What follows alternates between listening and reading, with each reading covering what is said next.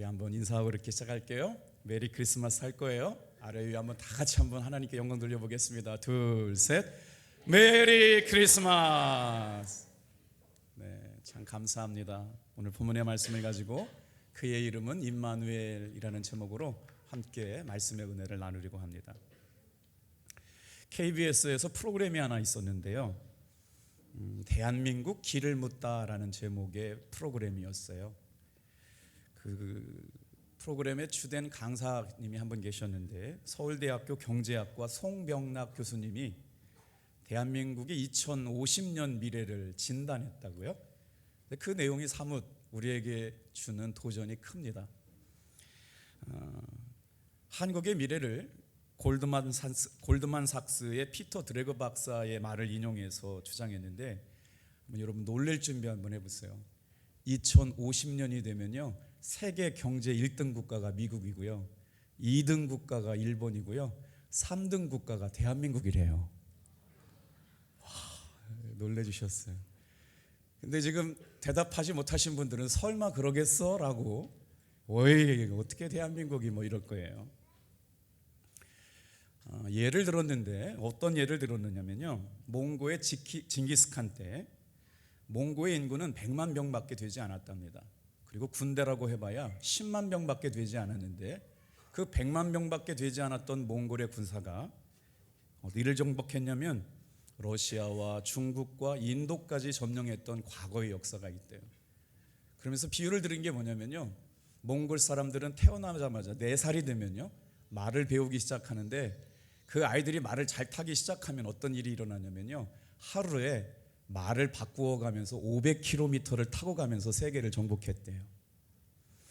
자, 오늘 하나님께서 우리 대한민국을 사랑하시고 탑동교회를 사랑하시고 당진 사람들을 사랑하셔도 시대와 민족과 역사 앞에 존귀한 하나님의 사람들로 사용하여 주실 줄로 믿습니다. 장 포엘이라고 하는 프랑스 시인은 사람의 인격이 성숙해지려면 3가지 조건이 충족되어야 한다고 말했어요. 오늘 저와 여러분 안에서 예수 믿는 신앙인의 사람들이 신앙으로 인격이 성숙되려면 어떻게 해야 될까요? 첫 번째 조건은요, 조화의 능력이 있어야 된대요. 두 번째로는요, 책임감이 있어야 된대요. 세 번째로는 타인에게 줄 수 있는 무언가가 있어야 된대요.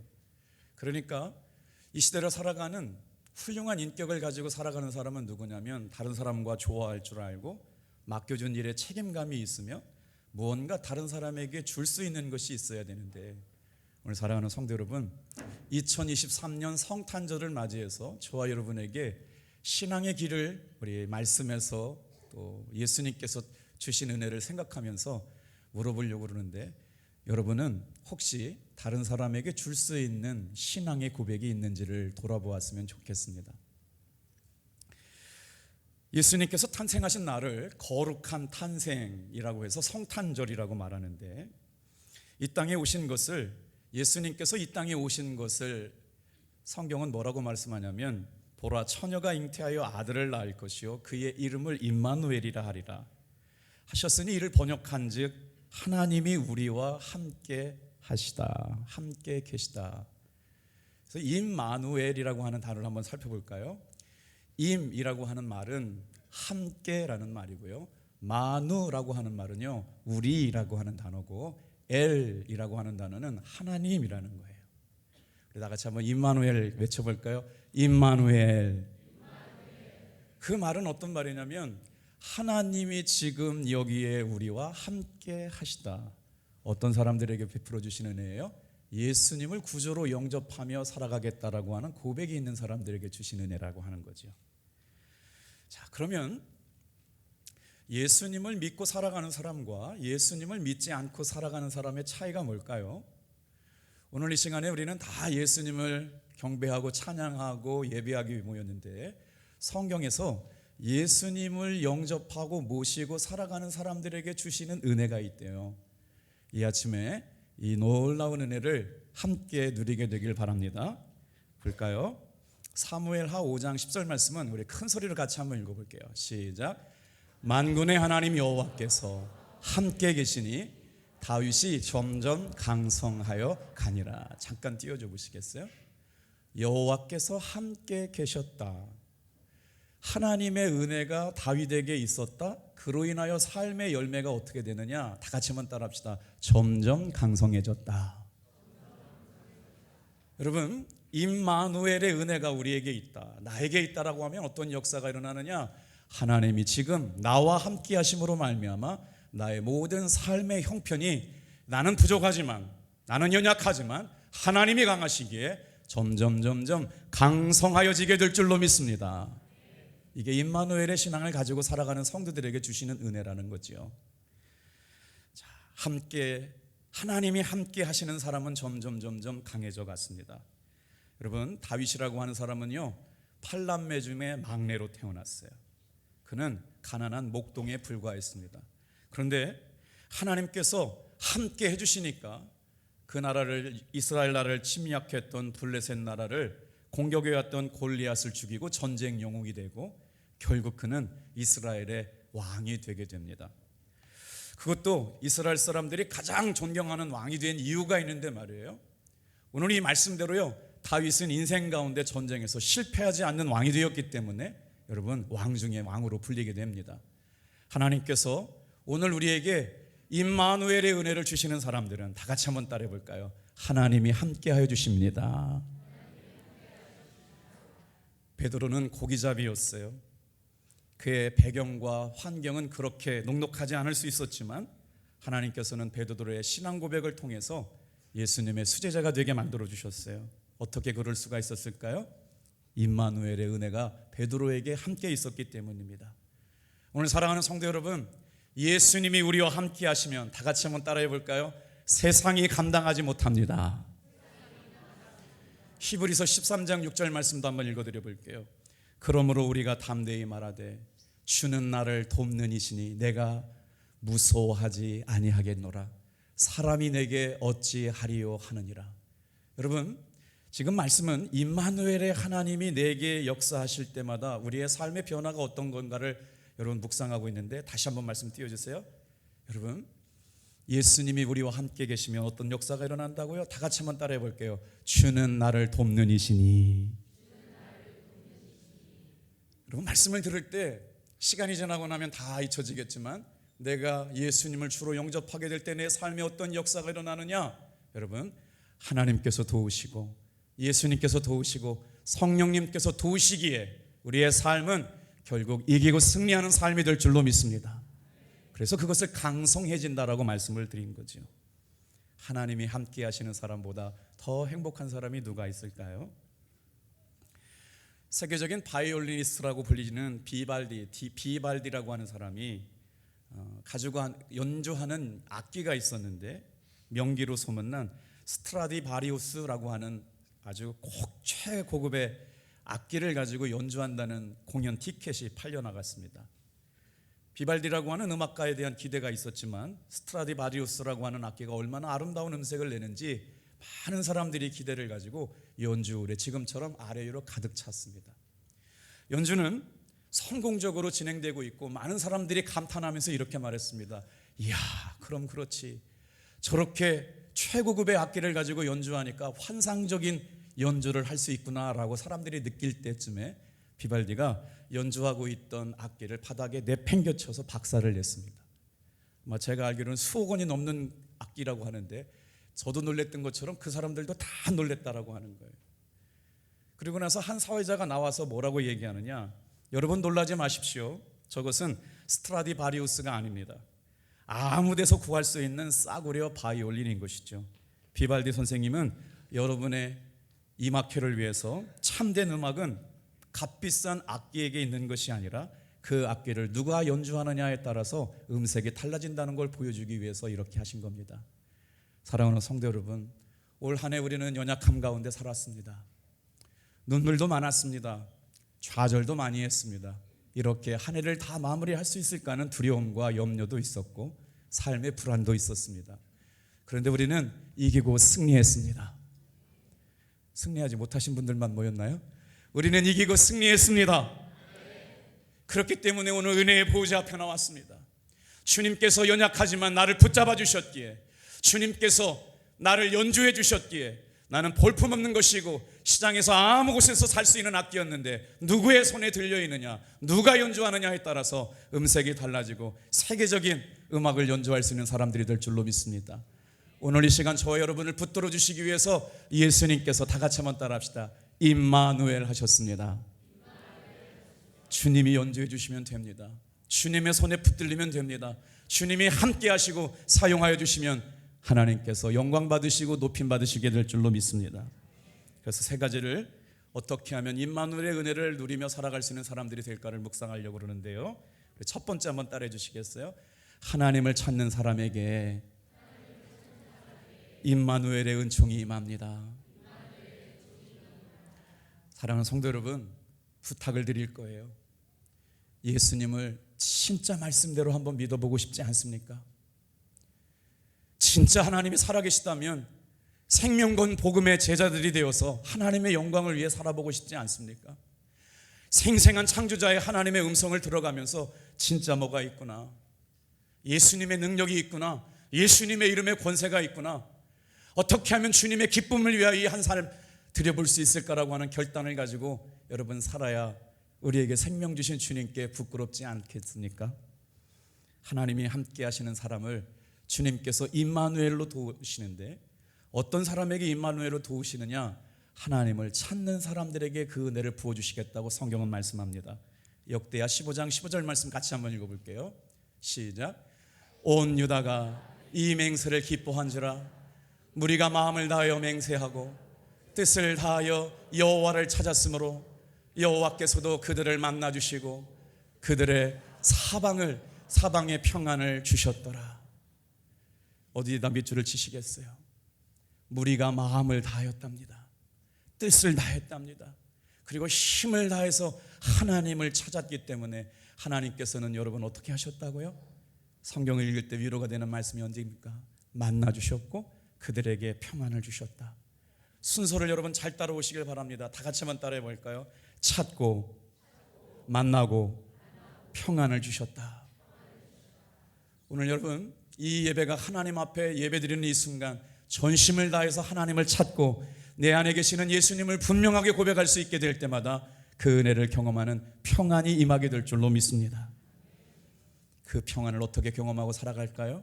삶의 주인이 바뀌는 겁니다. 오늘 세례식을 받는 세례 예식에 참여한 거룩한 사랑하는 제자들로 부르심을 사랑받는 믿음의 종들에게 부탁을 드려요. 우리 목회자들이 공부를 할 때 세례를 어떻게 설명할까?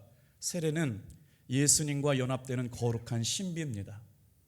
어떻게 허물 많고 죄 많은 내가 예수님과 거룩한 연합을 이룰 수가 있을까? 그래서 세례는 신비한 일입니다. 내가 죽고 내 안에 사시는 예수 그리스도로 살아가겠다는 믿음의 고백. 그 순간부터 이제는 세상 사람이 아니라 하나님의 나라 백성으로 살아가게 되는 것이기 때문에, 천국 백성의 삶을 살아가는 것이기 때문에 그렇죠. 그래서 정말 중요한 고백이 있어요. 다 같이 한번 따라해 주시겠어요? 내 삶의 주인이 바뀌는 순간 나는 죽고 내 안에 사시는 예수님으로 살아가겠다는 믿음의 고백이 바로 세례입니다. 이스라엘 백성들은 끊임없이 주인이 바뀌었습니다. 여러분, 이스라엘 민족이 누구입니까? 하나님이 선택한 선민 아닙니까? 그런데도 불구하고 하나님을 멀리하고 끊임없이 하나님의 말씀에 불순종하고 하나님만 가지고 안 되겠다고 그들은 우상을 섬겼습니다. 그러나 하나님은 그들을 너무나도 사랑하셨기 때문에 그대로 내버려 두지 않으셨죠. 이스라엘 백성들이 하나님을 찾지 않고 멀리하는 그 순간에도 끊임없이 하나님은 말씀을 보내시고 사람을 보내셔서 깨닫게 하셨어요. 그럼에도 불구하고 이스라엘 백성들은 깨닫지 못하니까 어떤 결과를 맞게 돼요? 나라가 극도로 혼란하게 되었습니다. 그 캄캄함과 어두움 가운데 포로가 되어가는 그 상황 가운데도 하나님 앞에 불림받아 쓰임받는 사람들이 있었습니다. 여러분, 시대가 아무리 약해도, 세상이 아무리 타락해도, 교회가 소망이 없다고 하더라도 여러분, 시대마다 꺼지지 않는 하나님의 불꽃을 남겨두심을 믿으시길 바랍니다. 유혹받지 않는 사람들이요, 불의에 타협하지 않는 사람들이요, 주의 나라와 주의 복음을 위하여 목숨 걸고 생명을 바치겠다고 하나님께 헌신한 사람들이 시대와 민족과 역사 앞에 남아 있었습니다. 오늘도 주님은 그 꺼지지 않는 불꽃이 탑동교회를 통하여 살아오르기를 축복합니다. 그래서 하나님께서는 아사왕이라고 하는 백성을 통하여 다시 한번 이스라엘 민족이 하나님을 찾게 하고 하나님은 만나 주셨습니다. 그리고 임마누엘의 은총을 허락하여 주신 것이죠. 다 같이 한번 따라하겠습니다. 예수님은 빛이십니다. 빛이신 하나님께서 우리의 몸속에 들어오실 수 없었기에 누굴 보내셨느냐? 예수 그리스도를 보내신 것입니다. 그날이 바로 성탄절이고요, 오늘 그 예수님을 영접하는 날이 바로 성탄절 오늘 아침입니다. 빛으로 오신 예수님께서 우리의 삶에 들어오면 어떤 변화가 일어날까요? 요한복음 8장 12절 말씀을 같이 암송해 볼까요? 묵상해 보겠어요? 시작.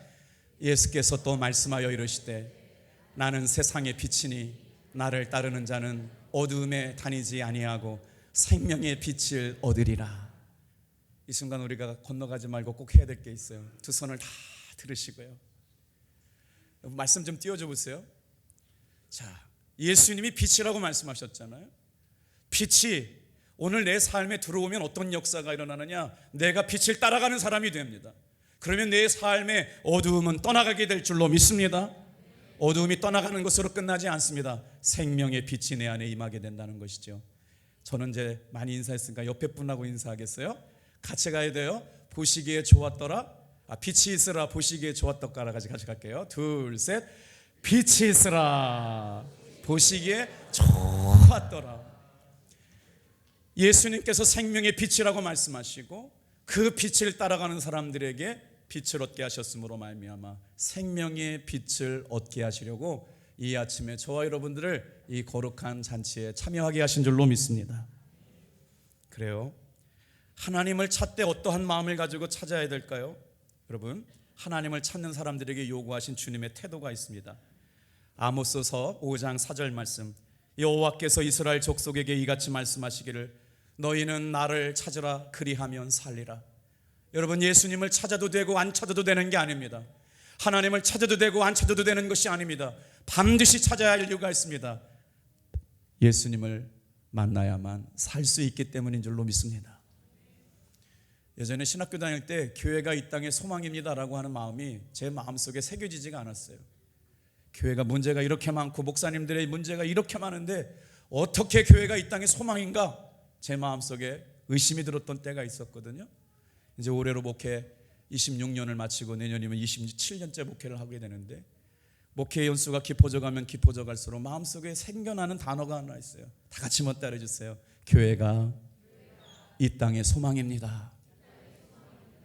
누구도 부인할 수 없는 생명의 말씀, 교회가 이 땅의 소망이라고 하는 것을 부인하지 못하게 돼요. 여러분, 하나님은 어떤 사람을 만나 주시나요? 자기를 찾고 빛으로 나오는 사람들을 만나 주십니다. 그 만남의 결과는 어때요? 다 같이 한번 따라할까요? 그리하면 살리라. 오늘 이 시간 여러분 어떤 마음 가지고 성탄절 예배에 나오셨습니까? 성경은 이렇게 하나님을 찾고 예수님을 구하라고 말합니다. 잠언서 2장 4절 5절 말씀은 같이 큰 절로 읽어볼게요. 시작. 은을 구하는 것 같이 그것을 구하며 감추어진 보배를 찾는 것 같이 그것을 찾으며 여호와를 경외하기를 깨달으며 하나님을 알게 되리니. 하나님을 찾는 마음에 대해서 성경은 뭐라고 말씀하느냐? 은을 찾는 것처럼 눈에 불을 켜고 찾으라는 거 아닙니까? 값진 감추어진 보화를 발견하는 것처럼 정성을 다해서 찾으라고 하는 거 아닙니까? 그렇게 되면 어떻게 된다고요? 하나님을 알게 되리라. 예수님을 잘 믿는 믿음의 성도들이 다 되시기를 축복합니다. 여러분, 예수님을 찾고 계신가요? 발견된 예수님 때문에 기뻐서 견딜 수가 없나요? 예수님을 위해서 목숨을 들여도 아깝지 않은 믿음의 헌신이 있나요? 누구에게는 그런데 왜 나는 이렇게 신앙생활이 다니나 안 다니나 변화가 없는 걸까요? 이유는 분명합니다. 예수님이 내 삶의 주인이 되면 됩니다. 그래서 예수님은 누구에게 찾아오셨느냐? 화평을 구하는 사람들의 마음속에 주님의 임마누엘의 은총이 임합니다. 예수님께서 이 땅에 오신 이유를 우리 분명히 알아야 합니다. 우리에게 평화를 주시려고 오신 줄로 믿습니다. 예수님께서 탄생하셨던 날 밤, 전날 밤에 예수님의 탄생하심을 찬양했던 천사들의 찬양 소리가 여러분 온 세계에 지금까지 울려 퍼지고 있거든요.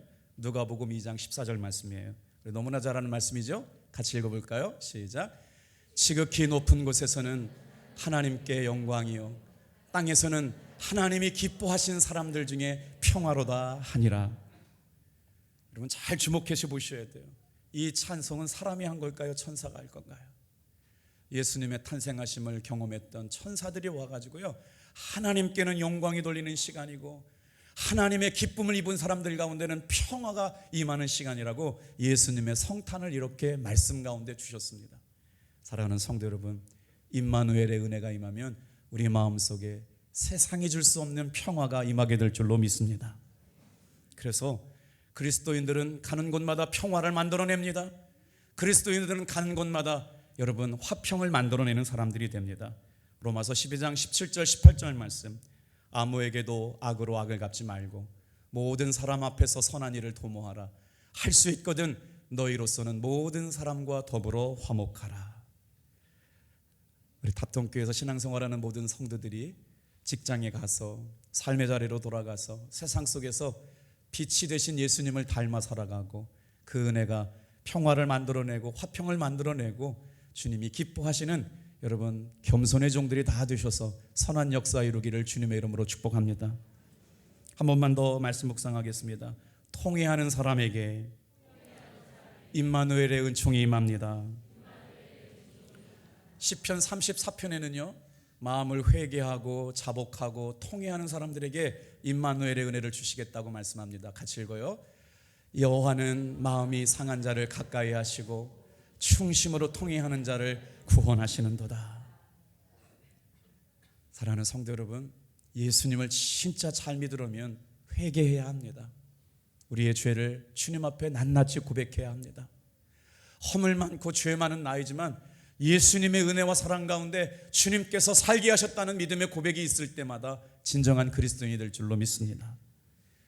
강원랜드에서 10년 동안 매표소 앞에서 길거리 전도를 할 때 수없이 많은 사람들은 저보고 욕했어요.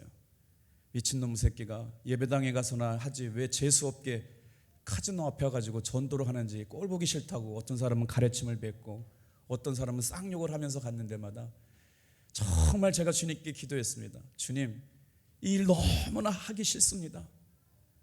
안 하면 안 됩니까? 그때마다 주님은 제 마음속에 이런 말씀을 주셨어요.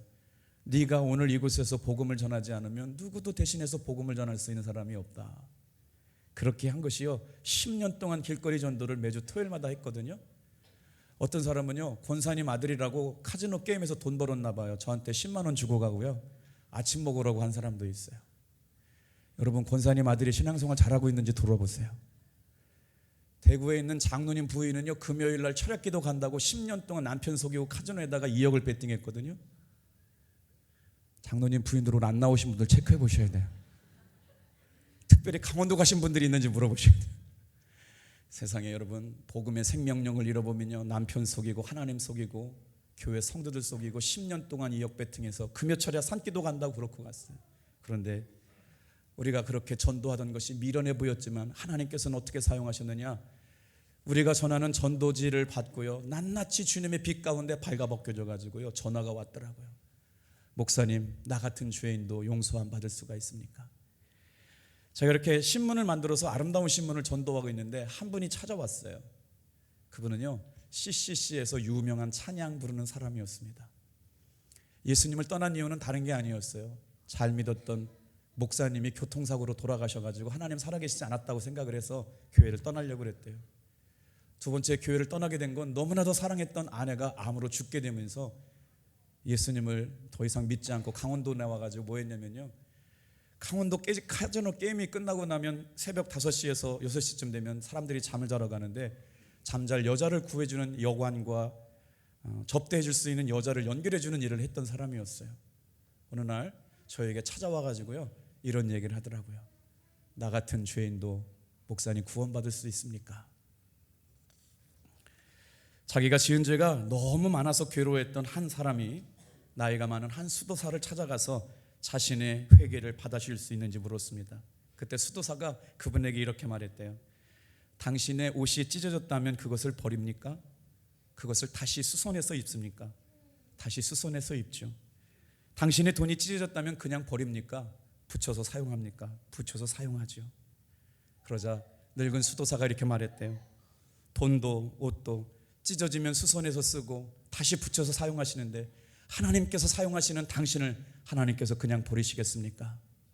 사랑하는 성도 여러분, 우리에게 소망이 있다는 건 통회하고 자복하고 은혜를 베풀어 주시고 나와 함께 하시려고 기다리시는 주님 앞에 나올 때마다 삶의 소망이 넘쳐나게 될 줄로 믿습니다.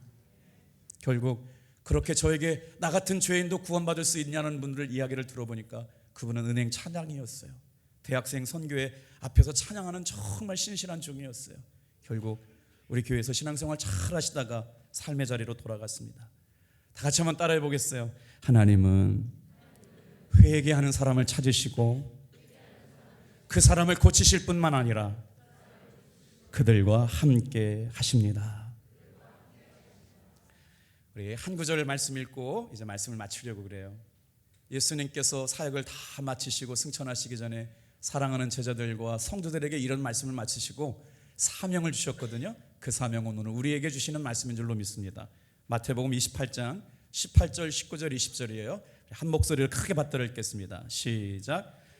예수께서 나와 말씀하여 이르시되 하늘과 땅의 모든 권세를 내게 주셨으니 그러므로 너희는 가서 모든 민족을 제자로 삼아 아버지와 아들과 성령의 이름으로 세례를 베풀고 내가 너희에게 분부한 모든 것을 가르쳐 지키게 하라. 볼지어다 내가 세상 끝날까지 너희와 항상 함께 있으리라 하시니라. 오늘 세례 받으시는 분들에게 부탁드립니다. 세례는 예수님과 거룩한 연합을 하는 시간이죠. 이 말씀을 꼭 기억하시길 바랍니다. 나는 죽고 내 안에 사시는 예수로 살아가는 삶을 고백하는 시간. 당신은 이제 하나님의 나라, 하나님의 백성이 되었습니다. 오늘 이 일을 위해서 여러분도 함께 기도해 주시기를 바랍니다. 기도하겠습니다.